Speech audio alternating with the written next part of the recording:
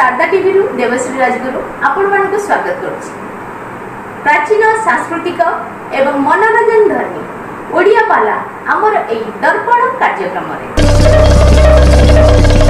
ये गला कଳି जुगर ये देवर्षि नारद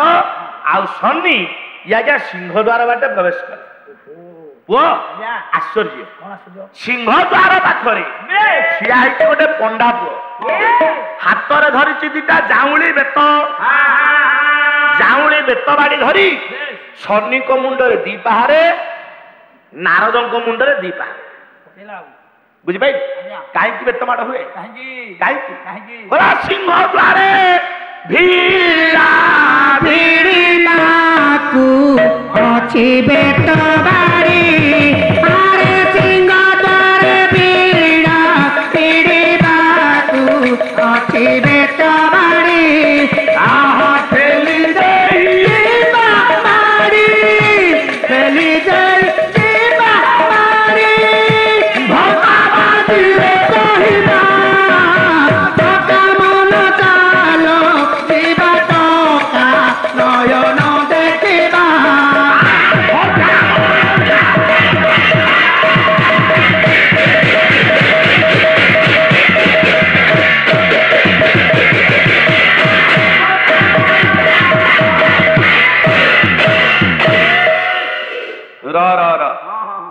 गुड़े कांदी कुंथे की पाला गाइले कौन हम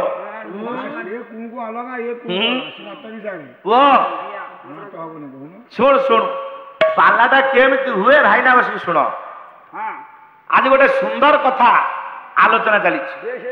सिंह द्वार पाखे दीटा पंडा पुओ ठिया दीटा जाऊड़ी बेत धरी मालूम आम गले कौन करे आम मुंड उपर से बेतरे बाड़े दी बाड़े के हाथ देखे मुंड को बाड़े हाथ देखे आम कौन करवा आम पकेट रे जहाँ थी 2 टंका 5 टंका 20 टंका 50 टंका 2000 जार जहाँ सक्षम बाहर कोई ता हाथ दक्षिणा मुनारे माड़ खाऊचे पैसा दौचे आश्चर्य माड़ खाइबा पुणी पैसा दबा माड़ खाइबा पैसा दबा से भंग लिखिंट साधु जने अच्छी रही अनेक आश्चर्य ये हूँ गोटे आश्चर्य पुअरे जेमती नारद मुंडरे बेत माड़ है नारद हाथ जोड़ी दे प्रणाम कले जिते शनि मुंडरे बेत माड़ बाजिला शनि क्रोधरे चर्चरित हो गले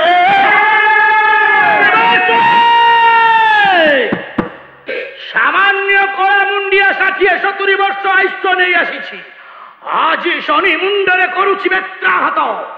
केही जानू देवर्षि तुम्हें ठीक जानी ए शनि कौन करी पारे सत्य जुगरे कौन करिछि त्रेतयारे कौन करिछि द्वापरे कौन करिछि तमे बहुत करिछ हम जानी कौन करिछ मने पका देवर्षि शनि कहूछ बोला शनि चाबुक मारो भांगी नाही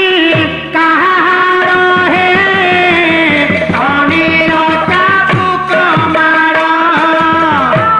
भांगी नाही कहार हे सर्वहरा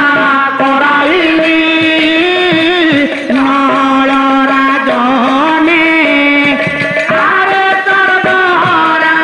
कराइली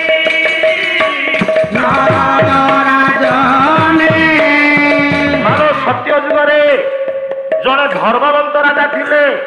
ना होची तांकर नल ए नल राजा को ऊपर शनि को नजर पड़ा तारे हैला कोन कर्म दोषे नल राजा काटे घोड़ा घास 15 वर्ष वनवास शनि प्रभाव आशीरा त्रेतया राम हेले राजा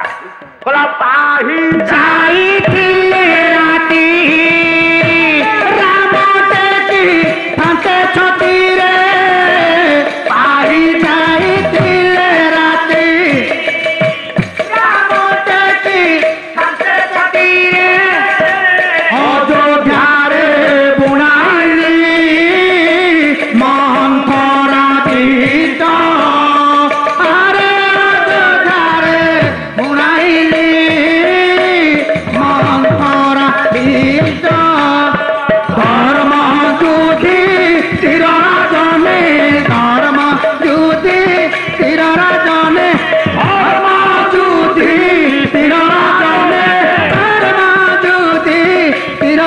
बने चकचक करियो ताकू पेशिली बने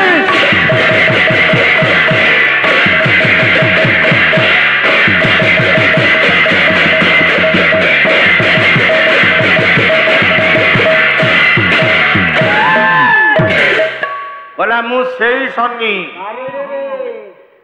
सत्य त्रेतया द्वापर तीन जुगरे मु काया विस्तार करी कले जुगर मनीष मत बेत्राघात कर नारद हसिले कहले सन्नी मु जाने तमे बहुत किछि करिछ किंतु ये जो भूमि ये भूमि रे तमे किछि करी पारिबो नाही एठी तम प्रभाव सुन कौन कहले सुन कहीं जानिच एठी जो ठाकुर बसिची सी शून्यवादर प्रतीक बुझलु आगु गल देखिबु आज्ञा जगन्नाथ महाप्रभु शून प्रतीक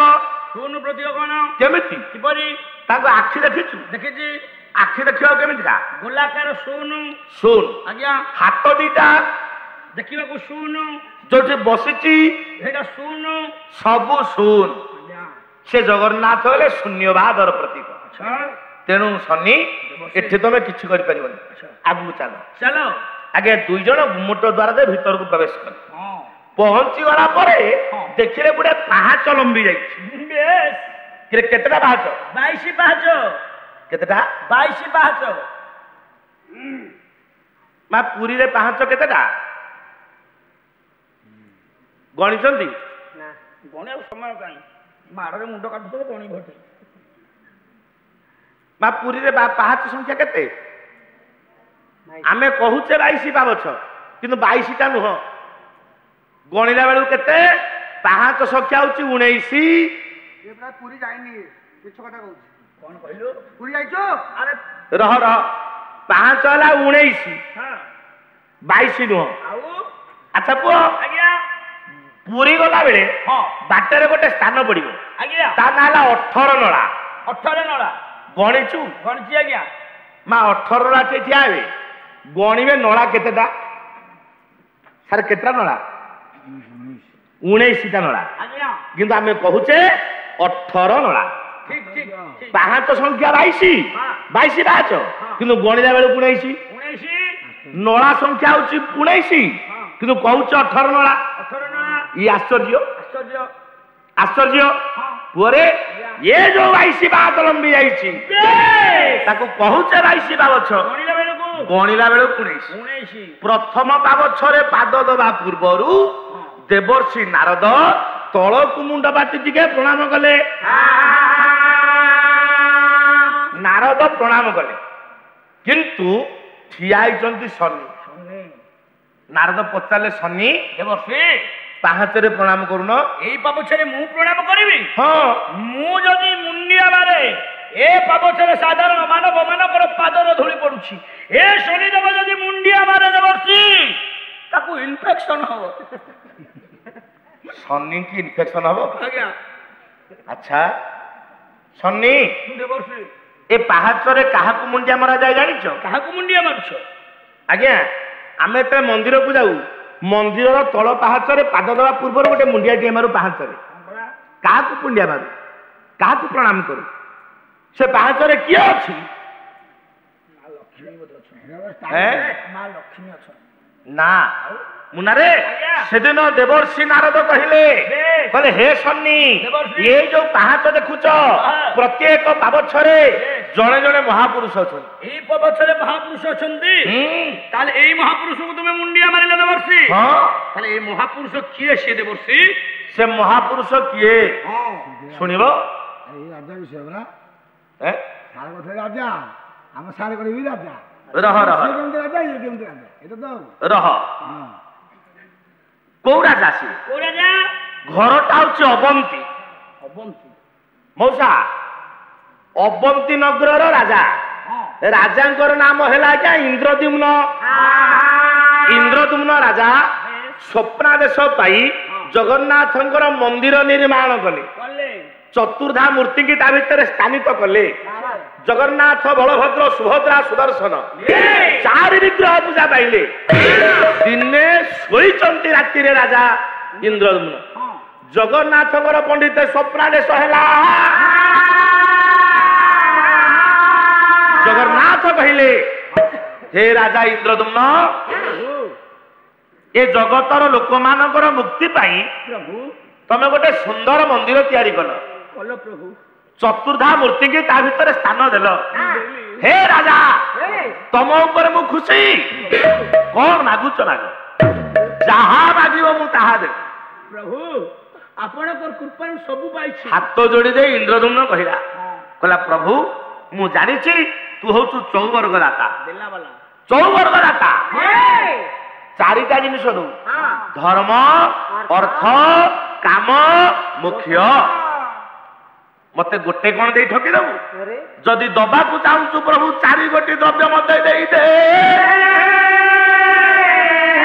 ना मागे कौन बाबू चारि मागुणी माग सारे इंद्रद्युम्न मागिले राजा इंद्रद्युम्न मागिले जगन्नाथ देवे बोलो माँ आम निकट जदि प्रभु आविर्भाव है कहे कौन मागुचु माग आम कौन मागिबा स्मार्टफोन स्मार्टफोन मागिबा आम कौन मागिबा से दिन लक्ष्मी जाची थिले श्रिया चंडालुणी कहले श्रिया तो पूजा मु खुशी कौन मागुचु माग श्रिया माँ कौन मागिला बोला गोगोष्ठ को देबू मात लक्षे पदुम गाई समान धर देबू मात दुई आपण माने कला पढिछन लक्ष्मी पुराण बहिरे केते कोन मागी देला शेषु कहला मत अमर वर दियो महालक्ष्मी कहला लो श्रिया अमर वर तो मु देई परिबिनी आगे कथा लिखा है नहीं लक्ष्मी पुराण रे किंतु से दिन राजा इंद्रद्युम्न मागिले कहले प्रभु आपण जदि मते दबा पाई चाहउचंती मते चारिटा जिनिस दियन मु मागिबी ना कोन मागुछु माग सारे एमिति गोटे कथा मागिले अतीत रे ना किए मागिची कि भविष्यत रे किए मागिबो इंद्रद्युम्न मागिले कहले प्रभु दियो प्रथम मागुणी कोन मागिले बोले राजा रे प्रथम मागुणी कौन मागुचु बोला देव दे दियो प्रभु मागु अछि मोहि हे प्रभु मागु अछि मोहि मोहर वचन देहि न थातु गोसाई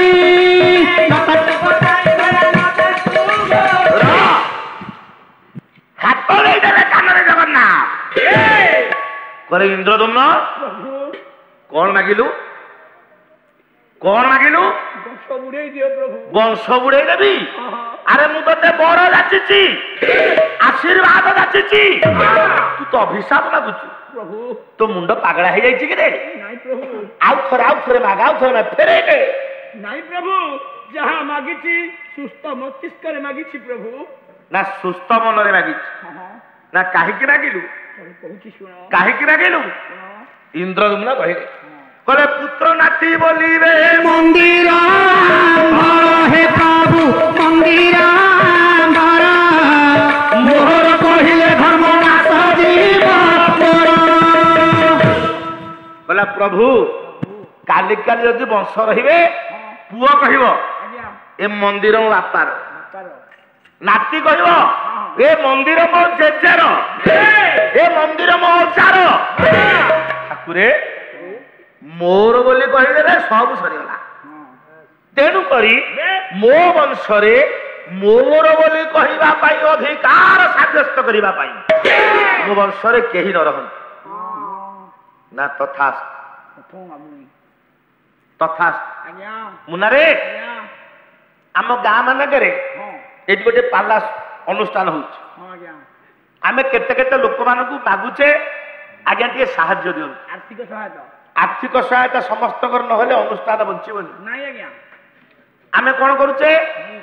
100 200 500 दौचे बदल रे गोटे रसीद आणुचे मो से ठीक ना बोल रास्ता रे गला बेले जदि के डाकुची आज्ञा गोटे अष्टप्रहरी होची कि साहाय्य दियन आमे 20 टका दौचे गोटे रसीद लिखिक आणुची कहीं काले फेरला बेलू आउ थे मागे रसीद थे देखी मुझे तेणु आम गोटे रसीद आनीचे किंतु इंद्रदुम्न राजा एते परिश्रम कर मंदिर तैयारी कला कौन सी जगार इंद्रदुम्नर ना नहीं अच्छी नहीं बरम इंद्रदुम्न कहले हे प्रभु मो वंशटा को बुड़े दियंतु जगन्नाथ कहले तथास्तु प्रथम मागुणी ना द्वितीय आ गोटे कौन मागुछु माग हाथ जोड़ी दे इंद्रदुम्न कहला कहला प्रभु जदि मोर वंश बुड़ीब मो निर्वंश हेबी ये बरस के थरे मते पिंड पानी दब किए मो वंश तो कहीं रही नहीं मु पिंड काठू पाइबी प्रभु तू मो बापा है जानतु ए तू मो पुओ है जानतु मु तो बापा है जानती ये बरस के थरे राइसी बाबछे पिंड पानी ने उठीबी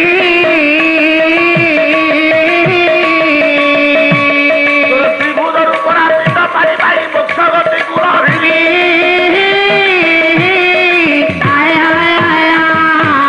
ठाकुरे तू है जीव मोर पुओ मु है जीवी बाप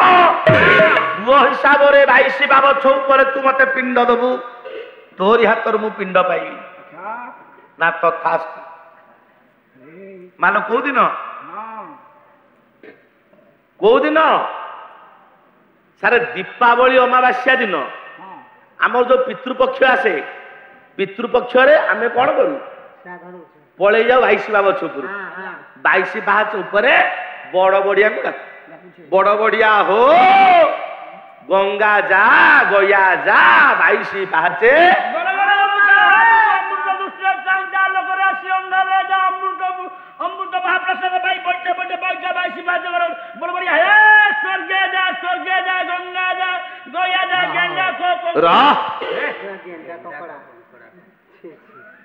सारे सेठी इंद्रदुम्न राजा पांती तांकर पिंड पानी श्राद्ध जगन्नाथ समर्पण करते बुझिलु यारा द्वितीय मागुणी तृतीय मागुणी इंद्रदुम्न मागिला कहला प्रभु ए तृतीय मागुणी आउ गोटे मागिली कौन ना जेते बेले बांकी मुहाण रे दारू आसी लगिला दारू दारू माल दारू रे मूर्ति तैयारी हो ओडिशार बछा बछा कारीगर माने गले से दारू रे निहण थोई बाडेला मात्रे निहण भांगी गला केही हेले कारीगर तैयारी करि पारले नाही प्रतिमा मुना सेतिकी बेले गोटे बुढ़ा कारीगर आसी पहुंचिले ता नाटा होची मा अनंत महाराणा अनंत महाराणा कहिला राजा मूर्ति मु तैयारी कर देबी किंतु गोटाए शर्त 21 दिन जाए गंभीरा द्वार को उन्मुक्त कहीं न करिवो मंदिर भितर खाई ठाकुर मूर्ति विग्रह गढ़िवो हे राजा गोटा शर्त 21 दिन पर्यंत मंदिर द्वार कहीं उन्मुक्त करिवो नहीं 21 दिन भितर मु मूर्ति गढ़ी सारे 21 दिन समय नेला अनंत महाराणा दिने गला 2 दिन गला 5 दिन गला 10 दिन गला 18 दिन गला प्रत्येक दिन रानी गुंडीचा मंदिर कबाट पाखे कान दियो सारे भितर ठक ठक ठक ठक शब्द शुभे गुंडीचा रानी विचार करती जे अनंत महाराणा काम लगी किंतु 18 दिन है परे ये भीतर आउ ठक ठक आवाज सुविला नहीं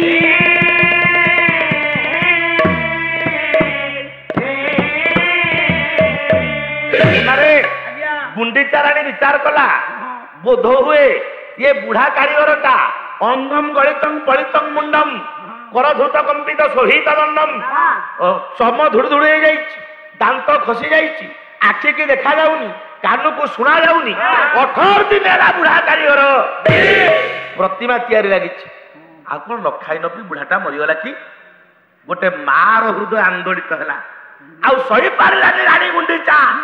ये कबाट दीटा को खोली देला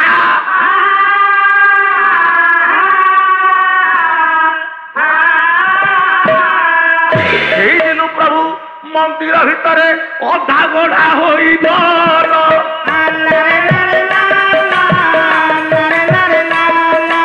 21 ଦିନ ପୂର୍ଣ୍ଣ ହୋଇଥିଲେ ପୂର୍ଣ୍ଣାଙ୍ଗ ରୂପରେ ଥାନ୍ତ।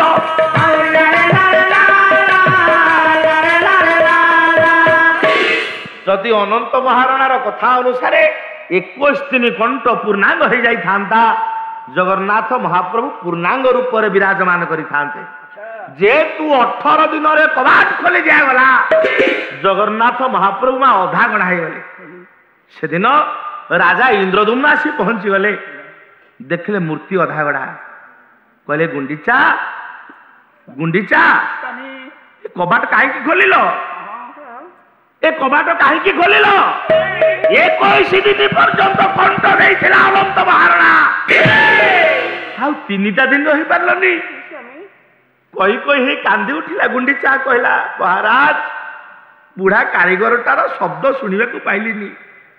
ନିହଣର ଶବ୍ଦ ଶୁଭିଲାନି। ଭାବିଲି ବୋଧେ ବୁଢାଟା ମରିଗଲା। ଏଇଆ ଭାବି କବାଟ ସିନା ଖୋଲିଦେଲି, କିନ୍ତୁ ପ୍ରଭୁ ଅଧା ଗଢା ହେଇଗଲେ। ଇନ୍ଦ୍ରଦ୍ୟୁମ୍ନ ସେଦିନ ଅନେକ ତିରସ୍କାର କଲା। ଗୁଣ୍ଡିଚା, ଯୋଉ ପ୍ରଭୁକୁ ତୁ ସାରା ଜୀବନ ପାଇଁ ଅଧା ଗଢା କରି ଥୋଇଦେଲୁ, ତତେ ମନ୍ଦିର ଆସିବା ଆଜିଠୁ ମନା। ତୁ ଶ୍ରୀ ବିଗ୍ରହଙ୍କୁ ଦର୍ଶନ କରିବାକୁ ମନ୍ଦିର ଆସିପାରିବୁନି, ତୁ ମନ୍ଦିରକୁ ଆସିପାରିବୁନି। ମୋ ରାଜ ଉଆସ ମଧ୍ୟରେ ତୋର ସ୍ଥାନ ନାହିଁ। ବହିଷ୍କାର କରିଦେଲେ ରାଜା ଇନ୍ଦ୍ରଦ୍ୟୁମ୍ନ। ରାଜ ଉଆସରୁ ଅନେକ ଦୂରରେ ଗୋଟିଏ ଛୋଟିଆ ଉଆସ ତିଆରି କରି ଆଣି ଗୁଣ୍ଡିଚା ରହିଲେ। ସେଦିନ ଇନ୍ଦ୍ରଦ୍ୟୁମ୍ନ କହୁଛନ୍ତି, ପ୍ରଭୁ, ଯଦି ଅଧା ଗଢା ହେଇ ପୂଜା ପାଇବାଟା ତୋର ନିର୍ଦ୍ଦେଶ ଥିଲା, ତୋ ବିଚାର ଥିଲା, ସେଦିନ ଗୁଣ୍ଡିଚା ରାଣୀକି ମୁଁ କେତେ ଦୁଃଖ ଦେଇଛି, ନିର୍ବାସିତା କରିଦେଇଛି ମନ୍ଦିର ଭିତରୁ। ମହାପ୍ରଭୁ, ତା ପାଇଁ ମାଗିବି ତୃତୀୟ ମାଗୁଣି। ନା କଣ ମାଗୁଛୁ? ମାଗ। ନା ବର୍ଷକେ ଥରେ 9 ଦିନ ପାଇଁ ଗୁଣ୍ଡିଚା ଯାତ୍ରା ହୋଇବ। ମାଉସୀ ମାର ହାତରୁ ପ୍ରଭୁ ଏ ପୋଡ ପିଠା ଖାଉଥିବ। ପ୍ରଭୁ, ତୋର 12 ମାସରେ 13 ଯାତ୍ରା। ଏ 13 ଯାତ୍ରା ଭିତରେ ସର୍ବଶ୍ରେଷ୍ଠ ଯାତ୍ରା କିଏ? ଘୋଷ ଯାତ୍ରା, ଶ୍ରୀ ଗୁଣ୍ଡିଚା ଯାତ୍ରା। ସେ ଯାତ୍ରାଟା ରାଣୀ ଗୁଣ୍ଡିଚାର ନାମାନୁସାରେ ହବ। ଶ୍ରୀ ଗୁଣ୍ଡିଚା ଯାତ୍ରା। ଜଗନ୍ନାଥ ନିଜେ 60 ପଉଟିକି ପରିତ୍ୟାଗ କରି ସେଦିନ ଗୁଣ୍ଡିଚା ରାଣୀ ପାଖରୁ 9 ଦିନ ପାଇଁ ଖାଆନ୍ତି ପୋଡ ପିଠା। ମାଗିଟା ହଉଛି ତୃତୀୟ ମାଗୁଣି। ଚତୁର୍ଥ ମାଗୁଣି ମାଗିଲେ, କହିଲେ ପ୍ରଭୁ, ଚତୁର୍ଥ ମାଗୁଣିଟା ମୋ ପାଇଁ ମାଗିବି, ମୋ ପାଇଁ ମାଗିବି। ନା କଣ ମାଗୁଛୁ? ମା ନା ପ୍ରଭୁ, ଏ 22 ବାବଛ ତଳ ପାହାଚରେ ପଥରଟେ କରିଦିଅ। ତୋର ଭକ୍ତ ମାନଙ୍କ ପାଦ ଧୂଳି ପରା ପଡୁଥିବ ମୋର ଦେହ।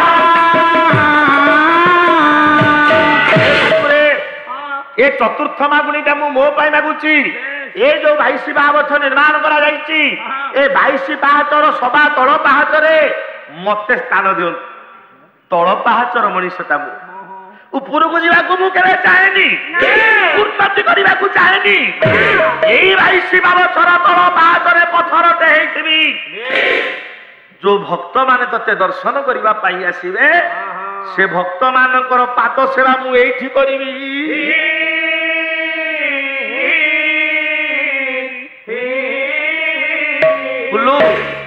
ଏବେ ଗାଡି ମଟର ହେଇଗଲା, ଆମେ ବାଇକ ନେଇକି ପଳାଉଛେ, ବସ ରେ ପଳାଉଛେ, ଟ୍ରେନ ରେ ପଳାଉଛେ। ଗୋଟେ ସମୟ ଥିଲା ମା ଚାଲି ଚାଲି ଲୋକ ଯାଉଥିଲେ, ପାଦ ଫୋଟକା ହେଇଯାଇଥାଏ, ଗୋଡ ଫୁଲି ଯାଇଥାଏ। କିନ୍ତୁ 22 ପାହାଚରେ ପାଦ ଦବା ମାତ୍ରେ ସେ ପରାସ କୁଆଡେ ପଳାଏ, ସେ ଦୁଃଖ କଷ୍ଟ କୁଆଡେ ପଳାଏ, ଅଶେଷ ବଳ ପଳେଇ ଆସେ। ସେଇଠି ହଉଛି ରାଜା ଇନ୍ଦ୍ରଦ୍ୟୁମ୍ନଙ୍କର ସେବା। ବୁଝିଲୁ? ତାର ତଳ ପାହାଚରେ କିଏ ରହିଲା? ରାଜା ଇନ୍ଦ୍ରଦ୍ୟୁମ୍ନ। ନାରଦ କହିଲେ, ଶନି, ଏଡେ ବଡ ମହାପୁରୁଷ, ଯିଏ ନିଜ ପାଇଁ କିଛି ମାଗିନି, ସବା ତଳ ପାହାଚଟାରେ ଅଛି, ସେ ମହାପୁରୁଷଟା କଣ ପ୍ରଣାମଟିଏ ପାଇବା ପାଇଁ ଅଯୋଗ୍ୟ? ନାହିଁ ଦେବଶ୍ରୀ, ନାହିଁ। ଏଇ ପ୍ରଣାମ ପାଇବା ପାଇଁ ଯୋଗ୍ୟ। प्रणाम किए कर ठीक अच्छी शनि आज्ञा स्थल को मुंड कर प्रणाम कले दर्शक बंधु आपण मानक आम कार्यक्रम केमती लगे आशा करुँच निश्चिंत भाव भल लगे आहरी नुआ नुआ कार्यक्रम देखापी आपण मैंने आम चैनल को लाइक और शेयर करें आज्ञा हाँ सब्सक्राइब करने भूलिए नहीं। रहुची नमस्कार।